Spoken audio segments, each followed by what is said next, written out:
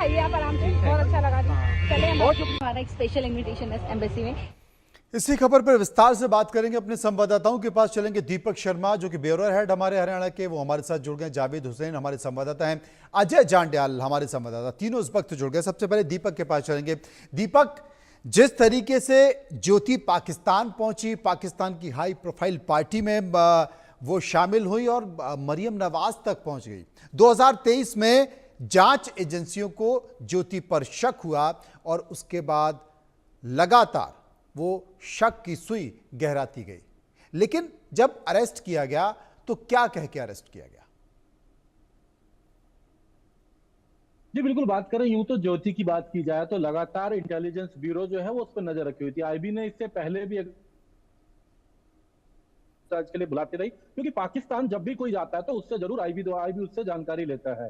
लेकिन हर बार उसे ये बताया गया कि वो सिख जत्थे के साथ गई कभी करतारपुर, इसके अलावा क्योंकि वो एक वीलॉगर है तो वीलॉग बनाने के लिए जाती है, ऐसे और भी बहुत से लोग गए हैं। लेकिन यहाँ सबसे बड़ी बात यह है कि हर बार उन्हें वो तथ्य रखे, लेकिन इस बार क्योंकि दानिश के संपर्क में वो थी, और दानिश एक वो कड़ी था जो भारत में ऐसे युवाओं को खासकर जो पाकिस्तान जाना चाहते हैं उनको कहीं ना कहीं पाकिस्तान में उन्हें जो दानिश के जो आका कह सकते हैं जो वहां बैठे थे उनसे संपर्क करवाता था, उन्हें सुविधाएं वहां मुहैया करवाता था।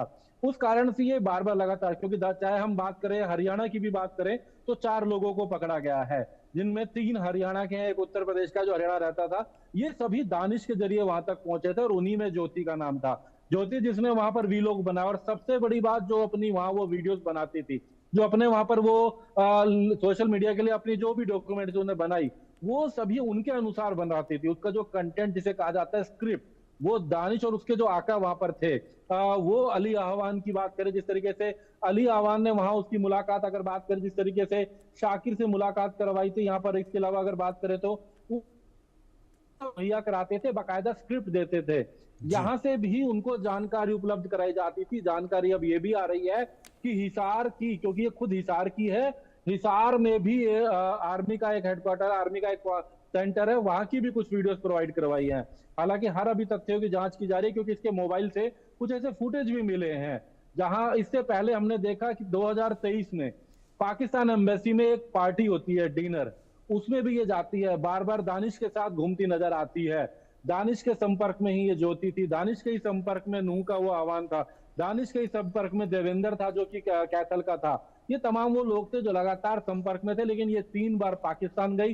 हालांकि इसके अलावा और भी कई देशों में गई है, लेकिन पाकिस्तान में सूचनाएं पहुंचाना, यहाँ की जानकारी वहां तक पहुंचाना, ये संलिप्तता पाई गई है, जिसके चलते अब आखिरकार गिरफ्तार किया गया है।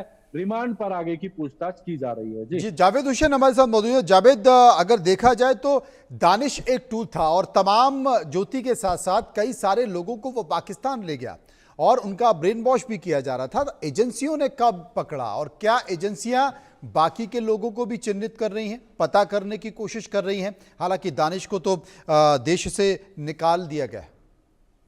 देखिए, जिस तरीके से ये जो तस्वीर वीडियो आप देख रहे हैं, इसमें इस वीडियो में पूरा ये कि एक इफ्तार का पिछले साल का एक प्रोग्राम था जिसमें ज्योति को भी यहाँ पे इनवाइट किया गया था। ज्योति जैसे कई और ऐसे इन्फ्लुएंसर्स कह सकते हैं जो यहाँ पे बुलाए गए थे, जो यहाँ पर फर्स्ट टाइम आकर अपने आप को बहुत एक्साइटेड फील कर रहे थे। दानिश जो कि है, जो कि यहाँ का डेलीगेट्स है और पाक एम्बेसी का एक अधिकारी था, वो बहुत ही शार्प, उसको पूरी तरीके से पता था कि किस तरीके से इन्फ्लुएंसर्स को अपने मोबिलाइज करना। और आप ये वीडियो जो देख सकते हैं, इस वीडियो में इफ्तार का प्रोग्राम है और दानिश लगातार ऐसे लोगों को मोटिवेट कर रहा है। उसके बाद यहीं से जान पहचान बढ़ती है और यहीं से दानिश का जो एक पूरा मॉड्यूल है, जो लोगों को, इन्फ्लुएंसर्स को अपने कब्जे में लेकर और उनको पूरी तरीके से मोटिवेट करके यहाँ से आगे बढ़ाना। क्योंकि जो दानिश को लग गया था कि ज्योति जो है वो पाकिस्तान जाना चाहती है, पाकिस्तान में जो गुरुद्वारा है, वहां पर मंदिर है, जो पुराने 5000 साल पुराने मंदिर हैं, उनको देखना चाहते हैं। एक यूट्यूब चैनल से इसका एक अच्छा इन्फ्लुएंसर से इसके साथ अच्छे लोग जुड़े हुए हैं, तो इसी को लेकर जो है वो अली आहवान नाम के एक शख्स से इसकी मुलाकात करवाता है। उसके बाद आपको शाकिर और राना शहबाज के नाम को ही जट रंधावा के नाम से ये सेव करती है। और इसके जो मोमेंट है, इसके मोमेंट को लेकर पाकिस्तान में जिस तरीके से ये 2 बार गई, उसके बाद हालांकि जानकारी है कि ये इंडोनेशिया और चीन भी जा चुकी है। हालांकि अभी तक ये ऑफिशियली कंफर्म नहीं हो पाया क्योंकि ये पूरे इंडिया में इसका एक यूट्यूब चैनल है। लेकिन जिस तरीके से लगातार पाकिस्तान एम्बेसी में इसका मूवमेंट को लेकर कहीं ना कहीं एजेंसी जो है पूरी तरीके से अलर्ट हो गई। देखिए पूरी तरीके से ये है कि जब आप किसी भी चाणक्यपुरी इलाके में अगर एक या दो बार जब आप मूवमेंट हो जाता है तो आपके पास ऑलरेडी इंटेलिजेंस जो खुफिया एजेंसी है वो आपको अचानक सडनली आपके पास आके पूछते हैं कि आखिर क्या वजह है कि आप बार बार क्यों मूवमेंट कर रहे हैं यहाँ पर। तो जिस तरीके से ज्योति जो है पूरी तरीके से पाकिस्तान एम्बेसी में बार बार जाना, लगातार उसके फोन पे बात करना, और जिस तरीके से भारत और पाकिस्तान का एक रिश्ता है, और अभी पहलगाम से पहले भी पाकिस्तान ने जिस तरीके से भारत के साथ साल 2023 की बात करें, साल 2024 की बात करें या साल 2025 की, साल 2023 में जिस तरीके से पुंछ और राजौरी के बाद सेना के गाड़ी पर जो है सेना पर अटैक किया गया, जिसमें जिस तरीके से पूरा एक मॉड्यूल सामने आया, तो साल 2023 में ही इसका पासपोर्ट बना। उसके बाद ये पाकिस्तान गई थी और एक बार नहीं 2 बार गई थी। तो ऐसे मोमेंट में कहीं ना कहीं देखिए अमूमन जब जिस तरीके से पाकिस्तान के साथ भारत का एक पूरा रिश्ता है, हालांकि एक धार्मिक तौर पे जाना, वीजा मिलना वो अलग बात है, तो कहीं ना कहीं एजेंसीज को पूरी तरीके से एजेंसीज अपने अलर्ट पे आ गई और एजेंसीज ने इस नंबर्स को ज्योति को कहीं ना कहीं एक सुपरविजन करने लगी। उसके पास जिस तरीके से फैक्ट सामने आए वो कहीं ना कहीं बहुत चौंकाने वाले आए। अजय जांड्याल हमारे साथ मौजूद हैं। अजय जांड्याल, अगर कश्मीर से पाकिस्तान की तरफ इस तरह के युवा जाते हैं या फिर अगर देखा जाए कि बॉर्डर यानी कि पंजाब से इस तरह के युवा कश्मीर जाते हैं तो कहीं ना कहीं जांच एजेंसियों की नज़र में जल्दी आ जाते हैं, लेकिन हरियाणा से अगर कोई युवा जा रहा है, वो भी धार्मिक यात्रा पर आ रहा है, तो इतनी जल्दी शक नहीं होता है। लेकिन ये शक की सुई तब गहरा जाती है जब आप पाकिस्तानी हाई कमीशन के लोगों के संपर्क में रहते हैं, पाकिस्तान के कुछ और लोगों के संपर्क में रहते हैं। क्या और सारे लोगों को चिन्हित करने की कोशिश की जा रही है कि कहीं ऐसा तो नहीं कि ज्योति या उससे जुड़े हुए लोग जम्मू कश्मीर की किसी गतिविधि में शामिल हों?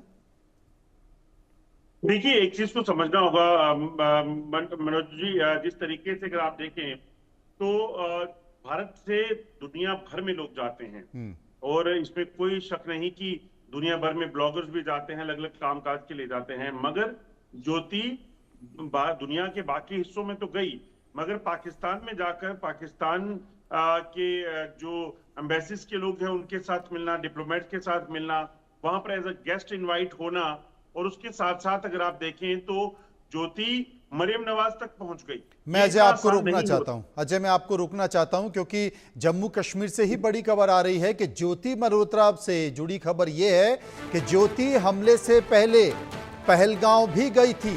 एक और बड़ी खबर है कि ज्योति पहलगांव हमले से पहले पहलगांव गई थी। ठीक 4 महीने पहले ज्योति वहां गई थी। पहलगांव के बाद वो फिर पाकिस्तान गई। पहलगांव जाने के 1 महीने बाद वो पाकिस्तान गई। अजय, एक और बड़ी जानकारी। देखिए मनोज, बिल्कुल मैं यही कह रहा था कि दरअसल ब्लॉगर्स और बाकी जो दुनिया के लोग हैं घूमते हैं, इसमें कोई शक नहीं, मगर पाकिस्तान जाकर इतना प्रेम अगर किसी पे बरस रहा है तो उसके पीछे कोई ना कोई चीजें होती हैं, और उसी की बिना पर ज्योति की गिरफ्तारी बाकियों के साथ जो है हुई है। और ज्योति का पहलगाम जाना, ज्योति का उसके बाद पाकिस्तान जाना, ज्योति का मरीम नवाज के साथ नजदीकियां, ज्योति की वहां के एम्बेसीज के लोगों के साथ नजदीकी, ये कभी भी बड़ी नॉर्मल चीज नहीं हो सकती, कोइंसिडेंस नहीं हो सकता।